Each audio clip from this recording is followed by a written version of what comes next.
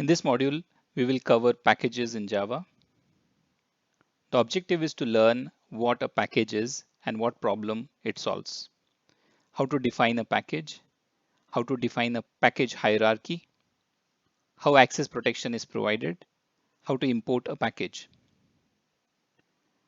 What if Java did not have packages? So without packages, there would be just a single namespace and all classes would need to have an unique name. We would never be able to name a class stack since Java library already has a class with this name.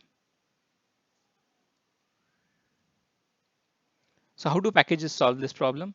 It helps divide the single namespace into more manageable chunks, that is packages, as shown below.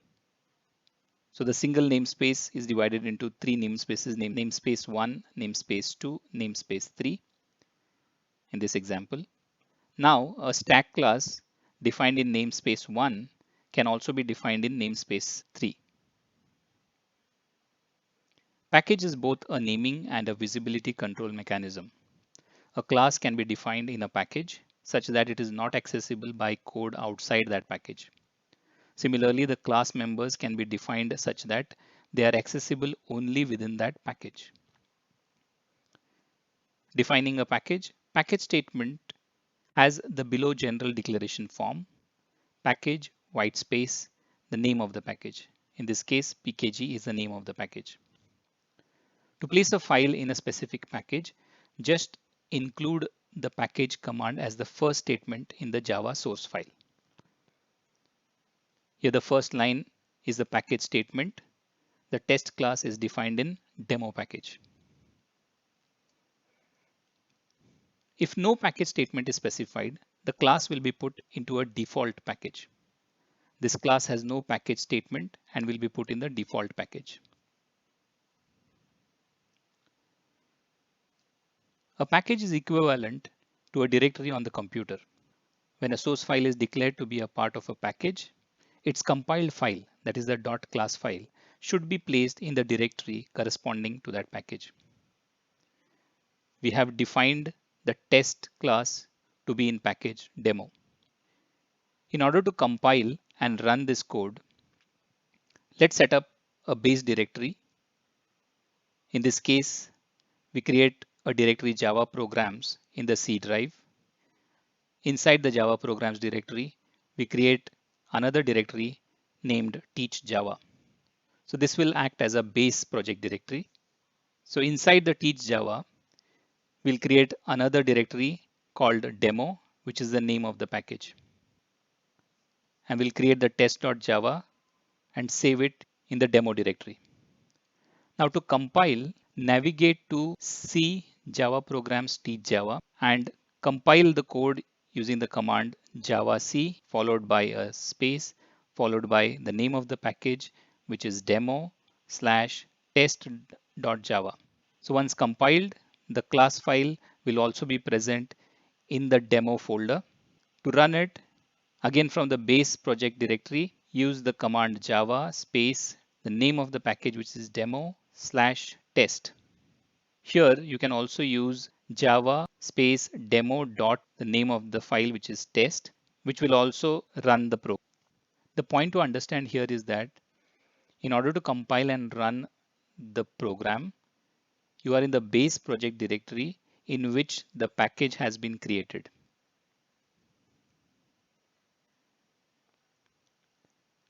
Package hierarchy. The general form of a multi-leveled package statement is package 1 dot package 2 dot package 3. The package hierarchy must be reflected in the file system of your computer, like shown with an example here. We have defined a class test in package com.teachjava.test. So from our base project directory, teach Java, under the C drives Java programs, we will create the directory com. Inside com, we will create a directory teach Java, and inside teach Java, we will create directory test. Then save the file in the test directory. To compile, navigate to the base project directory, which is C Java programs teach Java, inside which the packages are created, and then use the javac command followed by a space followed by the package hierarchy, which is com/teachjava/test/ the name of the file test.java. So the class file will be created in the test directory itself. Now to run the program, use the Java command followed by space followed by the package hierarchy, which is com/teachjava/test/test. So the output of the program would be test.main. Now, how is visibility of variables and methods within classes, subclasses, and packages controlled? It is controlled through the use of access specifiers: public, protected, default, and private. How can we broadly categorize the visibility of the class members? The visibility of class members can be categorized into these four groups: subclasses in the same package, non-subclasses in the same package, subclasses in different packages, and classes that are neither in the same package nor are subclasses. This table summarizes how access is controlled through access specifiers within or across the packages. To summarize this table, any class member declared public is accessible anywhere. Any class member declared private cannot be seen outside its class. Any class member with default access is visible only within the package, be it a subclass or any other class.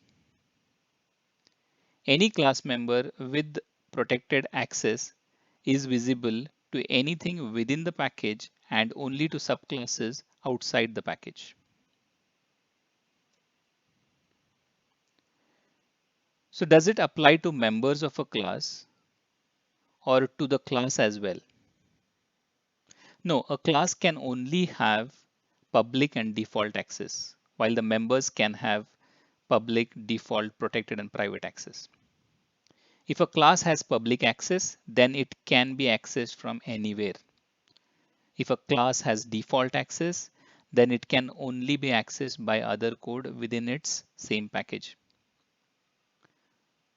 Note that when a class is public, it must be the only public class declared in the source file, and this file must have the same name as the class, as we have seen in our first Java program. Here's an example to illustrate the public access specifier. In the rectangle class, the constructor and the methods are marked as public. So these can be accessed in the rectangle demo class. We see in the rectangle demo class that a new rectangle object using the constructor is created and the method perimeter is called on it.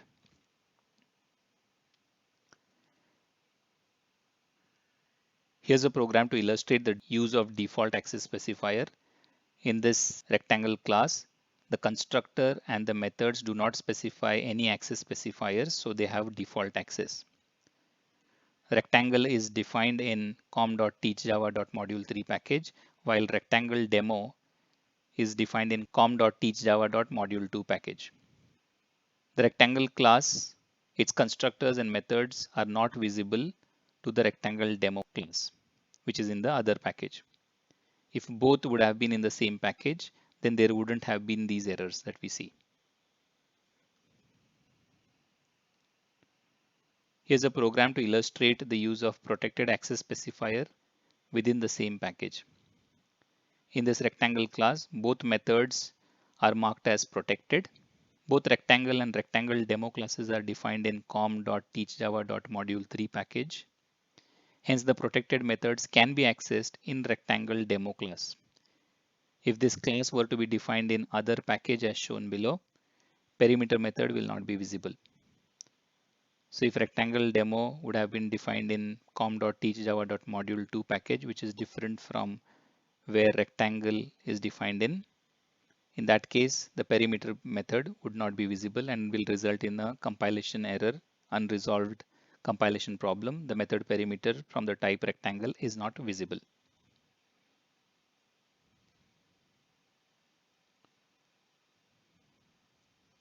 Here's a program to illustrate the use of protected access specifier across packages.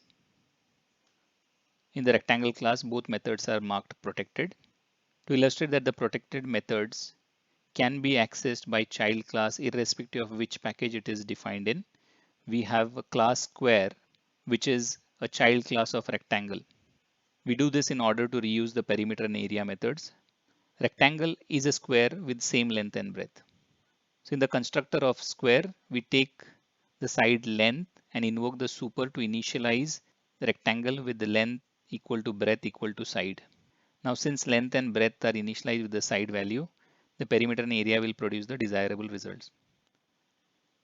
In this case, although square and rectangle are defined in different packages, the perimeter method, which is marked protected, is accessible using the square reference. Here's a program to illustrate the use of private access specifier. In this rectangle class, the instance variables length and breadth are marked as private and can be accessed within this class. We see how these are initialized in the constructor and used to find the perimeter and area in the respective methods. But in the rectangle demo class, if we try to access this instance variable, it results in a compilation problem. The field rectangle.length is not visible. In order to use the classes defined within packages, class names must be qualified with their package name.